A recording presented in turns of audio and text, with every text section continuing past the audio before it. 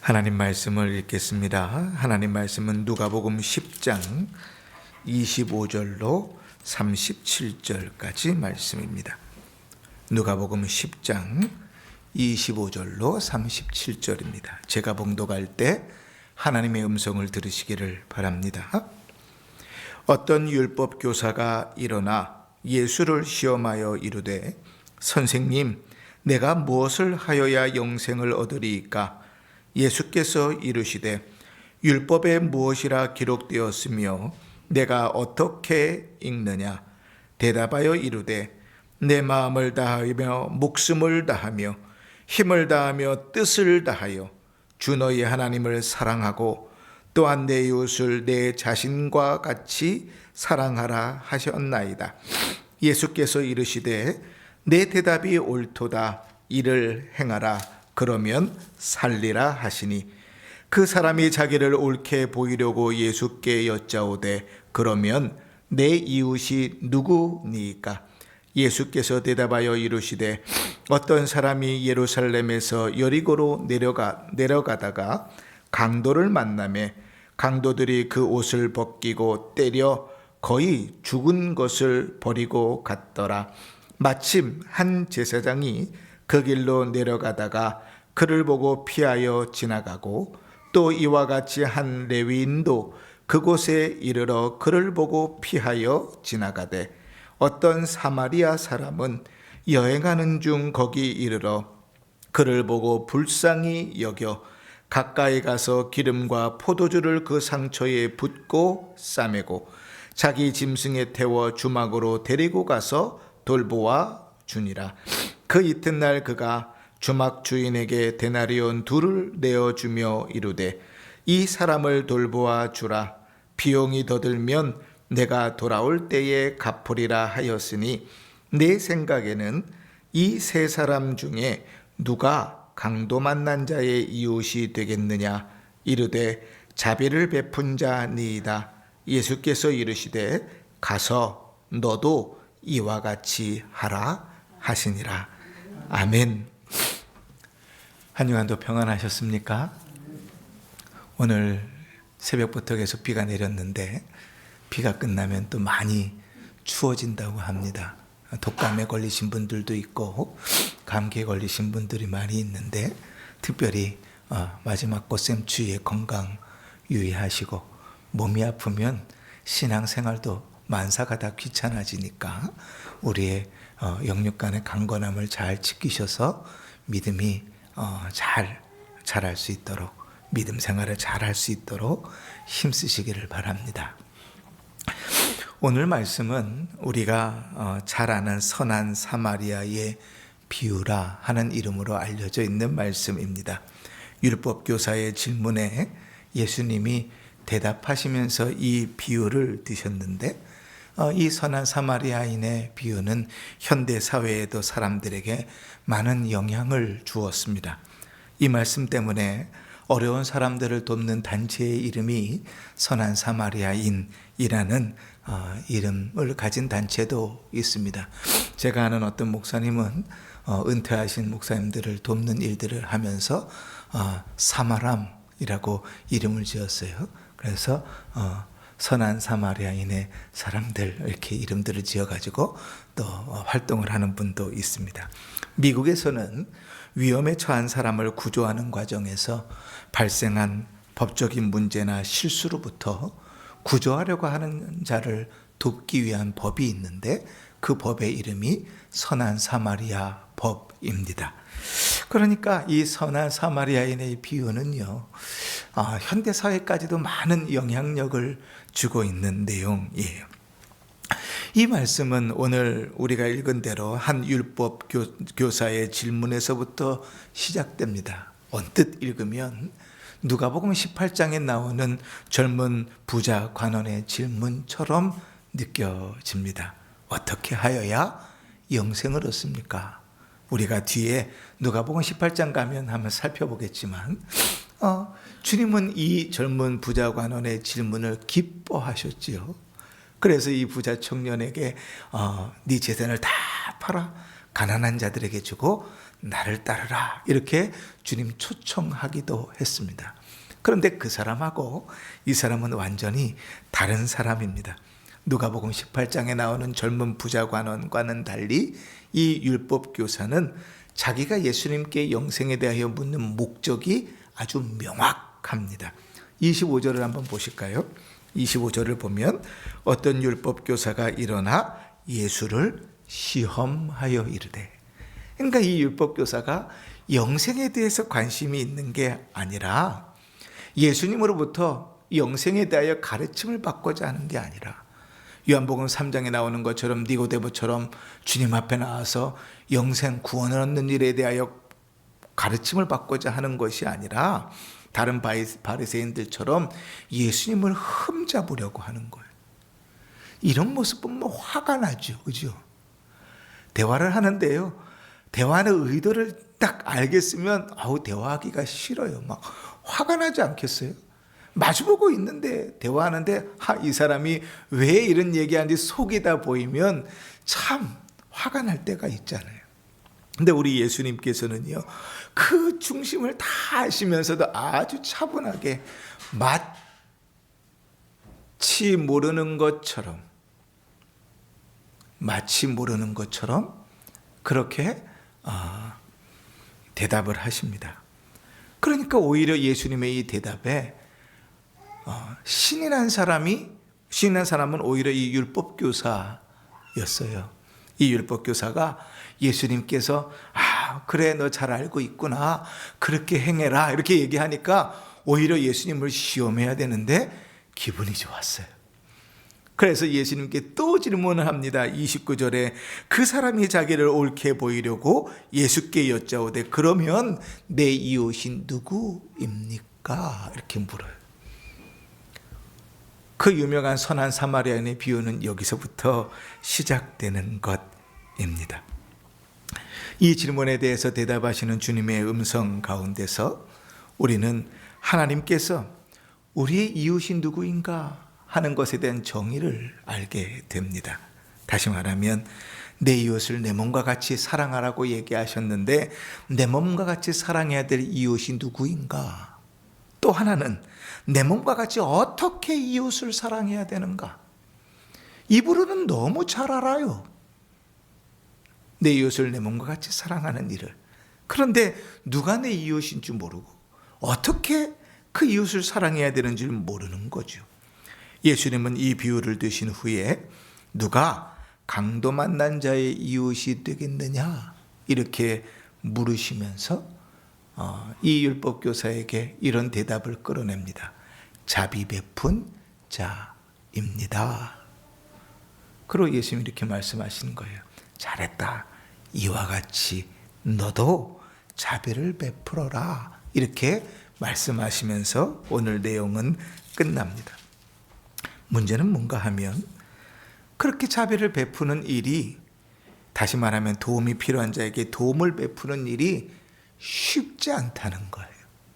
걸리는 일이 너무나 많고 고려해야 될 일도 많고 고민되는 일도 많습니다. 오늘 우리 말씀을 상고해 보면서 너도 이와 같이 하라 하는 주님의 말씀에 그 의미를 잘 새기고 우리의 마음밭에 생각해서 그 말씀을 순종하며 살아갈 수 있는 복된 성도가 되시기를 주의 이름으로 축원합니다. 아멘. 여러분, 예수님은요 지금 갈릴리에서 예루살렘으로 가고 계십니다. 신앙생활 꽤 많이 해보셨고 설교 꽤 들어보셨으니까 대충 감이 오시겠지만 갈릴리에서 예루살렘까지 가는 길에 중간에는 사마리아라는 땅이 있습니다. 근데 이 사마리아 땅은요, 사람들이 혼혈했다고 얘기해서 유대인들이 그 땅에 사는 사람들을 개만도 취급하지 않습니다. 그래서 어쩌면 어떤 학자들은 이렇게 얘기해요. 선한 사마리아를 예를 쭉 들면서 누가 강도 만난 자의 이웃이냐라고 주님 묻잖아요. 그러니까 이 율법교사가 사마리아인입니다 이렇게 대답해야 되는데 그렇게 대답 안 하죠. 그죠?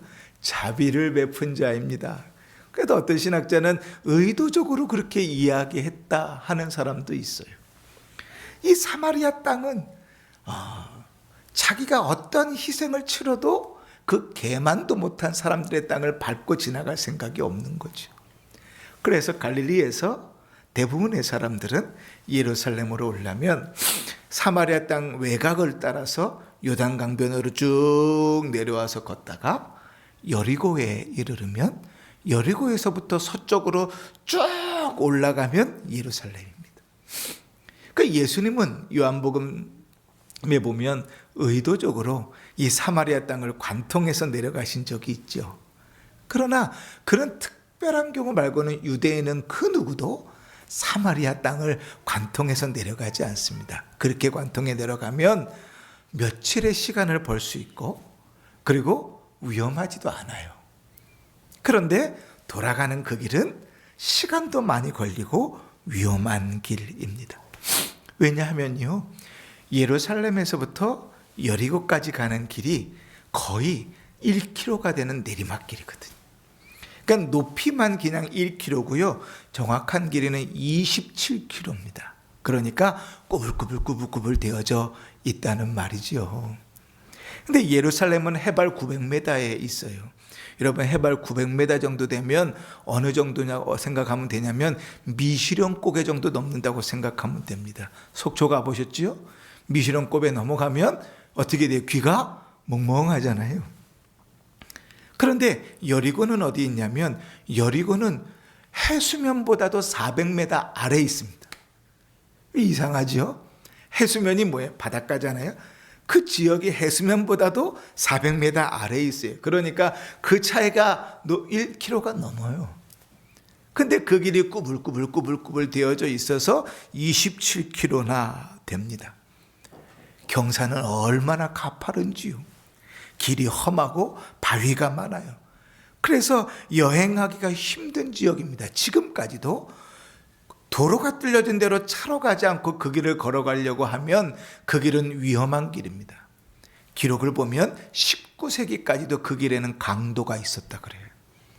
그러니까 예수님 당시에는 오죽했겠어요. 길이 구불구불하고 많은 동굴이 있고 구덩이가 있으니 강도들이 숨기도 편하고 범죄자들이 숨기도 편하니까 숨어 있다가 사람들이 오면 덮치는 거예요. 그러니까 그 길은요, 절대로 혼자 지나가는 길이 아닙니다. 그 길을 가야 되면 여럿이 함께 지나가야 하는 길이에요. 또 뭔가 좀 귀중한 물건을 가지고 가야 될 것 같으면 여러 호위들을 데리고 군사들을 데리고 그 길을 가야 될 정도로 위험한 길로 유명한 길입니다. 그런데 오늘 이 강도는 혼자 그 길을 걸어가다가 그 위험한 일을 당하는 거예요.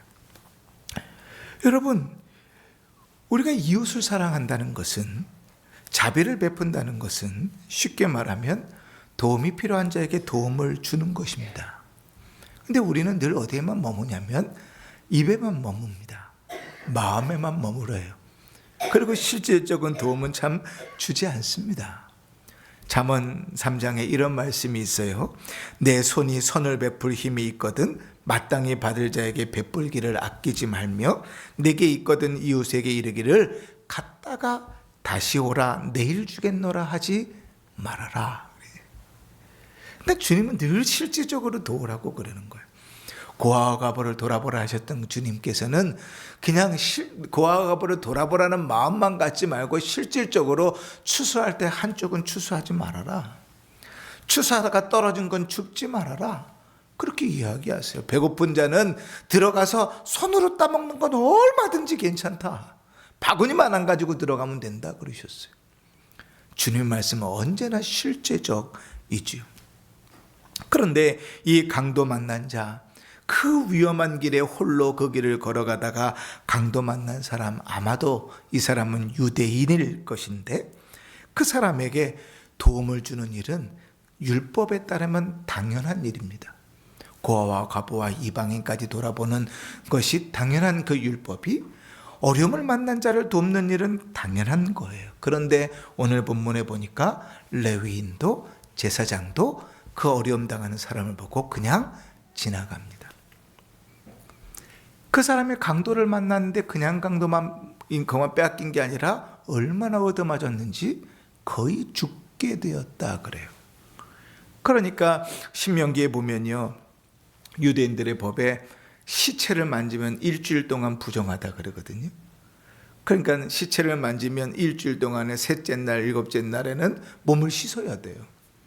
근데 레위인과 제사장이니까 너무나 그 율법을 잘 알았죠. 그래서 그런지 강도 만난 자를 도와야 되는데 돕지 않고 피해갑니다. 더 놀라운 사실은 이 사람들이 어디서 어디로 가는가 하는 거예요. 자, 30절 보니까 어떤 사람이 예루살렘에서 여리고로 내려가다가, 여러분 예루살렘에는 뭐가 있는 곳입니까? 예루살렘에는 그 중앙에 뭐가 있어요? 성전이 있죠. 예루살렘 성전에서는 뭘 합니까? 제사를 드리죠. 예배를 드리는 거예요. 그런데 제사장과 레위인은 제사를 드리는 일에 어떤 역할을 감당하는 사람이에요?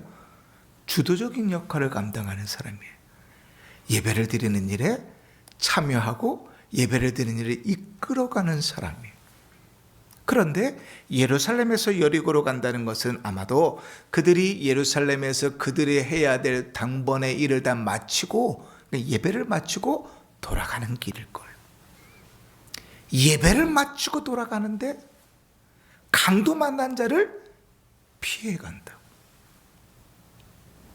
강도 만난 자가 예루살렘에서 여리고로 내려가는 길이었어요. 31절에 보니까 마침 한 제사장이 그 길로 내려가다가, 제사장도 예루살렘에서 어디로 가요? 여리고로 내려가는 길이지요. 32절에 또 이와 같이 한 레위인도 그곳에 이르러, 이와 같이니까 그 레위인도 예루살렘에서 여리고로 내려가는 거예요. 예배드리고 가는 길이에요. 예배드리고 가는 길인데 강도 만난 자를 피해 갑니다. 여러분, 우리가 이렇게 신앙생활을 해요. 예배가 다 무너져 버리니까 예배를 드리고 당연히 해야 될 신앙의 삶들을 살지 않아요. 예전에 제가 신학교 다닐 때는 강남궁식 기도원을 자주 다녔습니다. 집은 이제 강남이었기 때문에 그 강남교회에서 셔틀이 왔다 갔다 했거든요. 그러니까 새벽에 셔틀 버스를 타면 하루 종일 기도하고 저녁에 딱 셔틀 버스 타고 내려오면 돼요. 근데 저녁 집회가 끝나고 셔틀버스하고 내려오면 저녁 집회에 사람들이 많으니까, 요즘은 그렇지 않은데 사람들이 많으니까 버스에 사람들이 가득 타요. 가평에서부터 오는 길이 지금처럼 그렇게 좋지도 않았잖아요. 그러니까 사람들이 다 앉아 오는 게 아니라 서서 오는데, 참 그 길이 서서 오면 힘들어요. 하루 종일 기도하고 어쩌면 금식하고 오는 그 길이 얼마나 힘들겠어요. 그러나 저녁에 오는 사람들은 대부분 하루 종일 기도하고 저녁 집회까지 끝내고 은혜 받고 온 사람일 거 아니에요. 그런데 싸움박질이 어디서 벌어지냐면 그 버스 안에서 벌어져요. 그 1시간 반, 2시간을 버스 타고 가야 되니까요, 앉아가려고 가방을 던져요. 그러면 이제 걸어가 그 자리에 앉으려고 하다가 가방이 툭 떨어지면 기분이 나쁘죠? 싸워요. 이놈저놈 이년저년 그러고 싸워요. 뭐하고 가는데? 하루 내내 기도하고 저녁 집회까지 마치고 은혜 받고 가는데, 죄송합니다, 그 짓거리를 하는 거예요. 예배 안 드린 거예요. 그들은 하나님 안 만난 거지요. 정말 그들이 은혜를 받았다면, 정말 그들이 제대로 기도했다면 그 자리에서 힘들면 앉으십시오 하는 게 정상이지. 그렇잖아요. 예배를 드렸는데, 은혜를 받았다고 하는데 은혜 받은 증거가 없어요. 오늘 이 제사장과 레위인에게 똑같습니다. 예배가 다 무너져 버렸으니까 예배를 드리고 났는데 영적인 능력이 없어요. 예배 시간을 다 허비하고 났는데 무슨 영적인 능력이 나타나고 거룩과 경건이 나타나겠어요. 그 길을 내려가면서 피해갑니다. 사랑하는 성도 여러분, 그러나 잘 생각해 보십시오. 우리가 구원받은 것은 어떻게 구원받았습니까? 우리 주님께서 우리가 죄인인지도 모를 때 우리를 위하여 이 땅에 오셔서 죽으심으로 우리를 구원하셨어요. 우리가 어떻게 사랑을 받았습니까? 우리가 하나님을 알지도 못할 때 하나님께서 우리를 먼저 사랑하셨어요. 우리가 그렇게 구원받았어요. 그리스도께서 우리를 위하여 모든 것을 내어주고 우리를 구원하셨어요. 그러한 신자가, 그리스도께서 자기가 죽기까지 우리를 사랑하셔서 우리를 구원하셨다고 믿고 예배하는 신자가 예배를 마치고 돌아가면서 어떻게 그렇게 살 수 있어요? 그건 지옥 갈 사람이에요. 구원받지 못한 사람이죠. 정말 구원받았다면 그 자리를 지나칠 수 없지요. 그러나 여러분, 이런 고려도 있습니다. 그렇게 사랑하는 것이 쉬운가? 쉽지는 않습니다. 한 사마리아인이 그 길을 지나가다가 그 사람을 만났습니다. 강도 만난 사람인데 그 강도 만난 사람이 피투성이가 돼서 거의 죽어가요. 그럼 여러분, 그 사람을 보면서 제일 먼저 드는 생각이 뭐겠습니까? 여러분 같으면 어떤 생각을 하시겠어요? 에? 얘기해 보세요. 괜찮아요. 졸지 마시고 얘기를 해보세요. 여러분 같으면 어떤 생각이 드시겠습니까? 그 꾸불꾸불한 길에, 강도가 마침 출몰한다는 그 길에 한 사람이 강도당해서 거의 죽게 되고 피투성이가 돼서 누워있어요. 죽었는지 살았는지 잘 알지도 못하는 그 상황 가운데서 여러분이 그 사람을 맞닥뜨리게 됐습니다. 그러면 여러분 머릿속에 제일 먼저 드는 생각이 뭐겠어요? 아이코, 빨리 도망가야 되겠다. 왜요? 강도가 있다는 게 확실해졌잖아요. 그렇죠? 언제 그 강도가 또 다시 올지 모르잖아요. 강도가 만족하는 걸 보셨어요?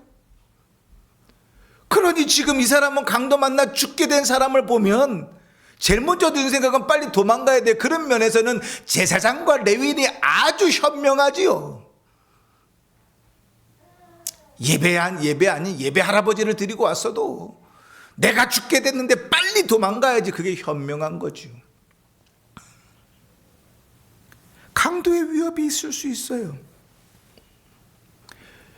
여러분, 내 이웃을 내 몸과 같이 사랑한다는 것은, 도와야 될 자를 돕는다는 것은 어쩌면요, 그런 위협을 무릅쓰는 것일 줄 몰라요.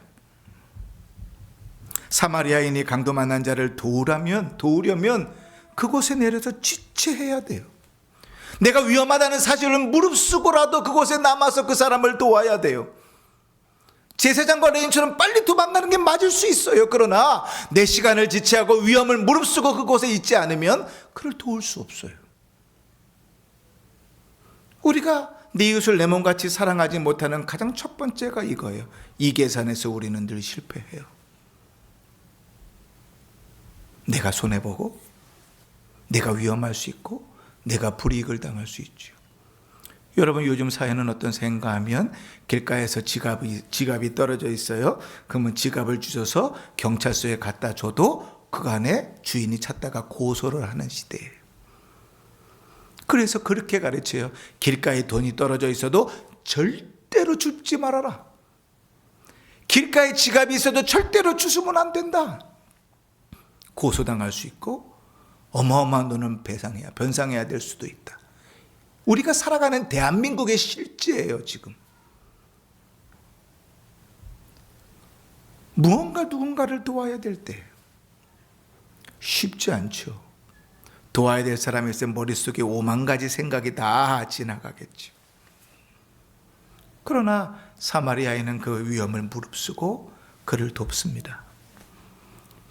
그것뿐만 아니에요. 이 사마리아는 자기 것을 희생해서 그를 돕습니다. 오늘 본문에 보니까 어떻게 도와는, 그가 상처가 너무 많았잖아요. 그 상처에 포도주와 기름을 부어야 했다 그럽니다.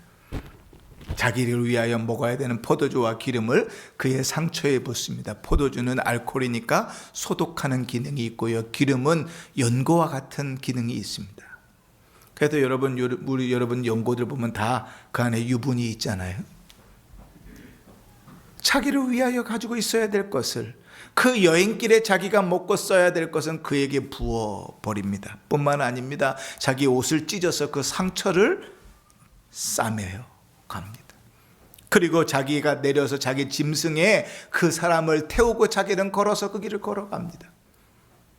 여러분, 얼마나 위험하겠어요? 그뿐입니까? 주막에 도착했는데 이 사람이 밤새 이 사람을 간호합니다. 여행길에 본인도 되게 피곤했을 텐데 얼마나 졸리겠어요? 근데 그 길에 밤새 이 사람을 간호합니다.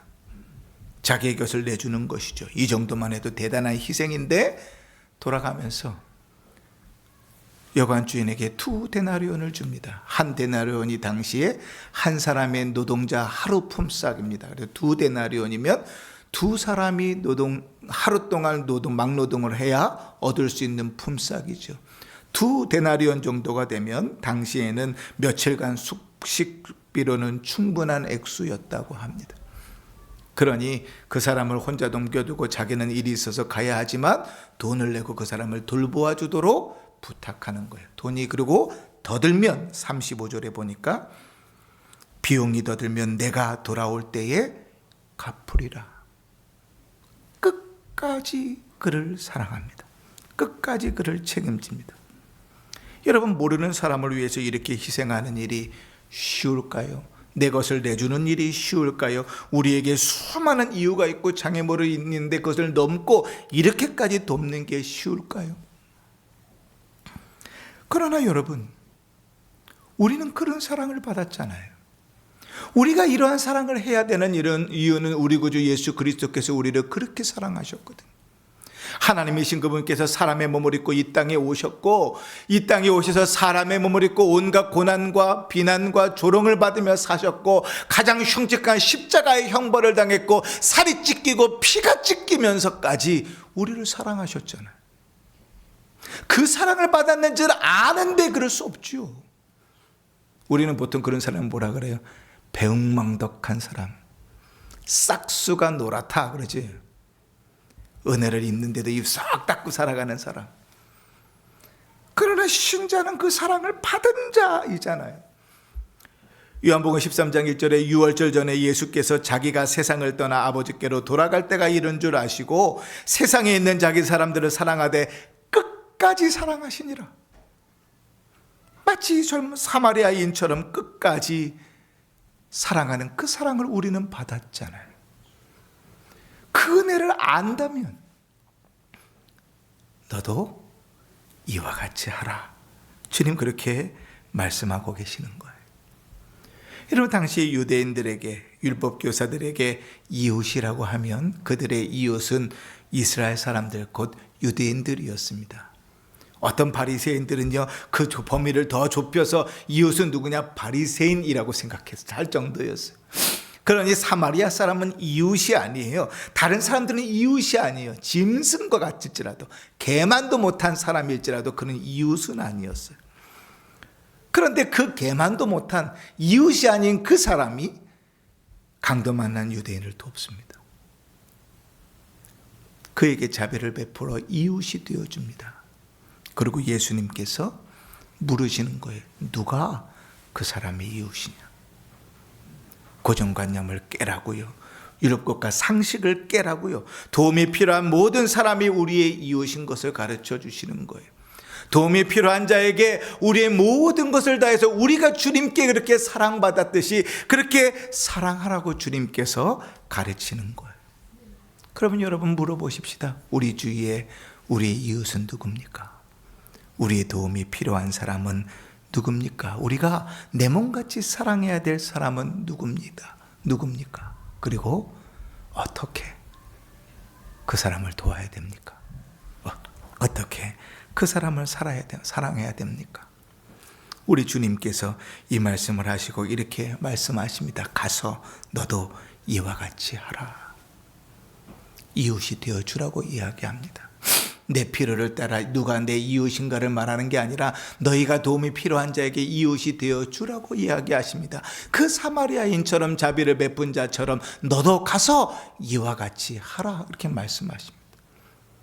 맹목적으로 우리에게 어려운 일을 떠맡기시는 것이 아닙니다. 무거운 짐을 우리에게 지워주시는 것이 아닙니다. 우리가 이미 그러한 사랑을 받았기 때문에, 우리가 이미 그러한 사랑을 받아 살아가고 있기 때문에 그것을 인정한다면 너도 그렇게 가서 이와 같이 하라고 주님 말씀하시는.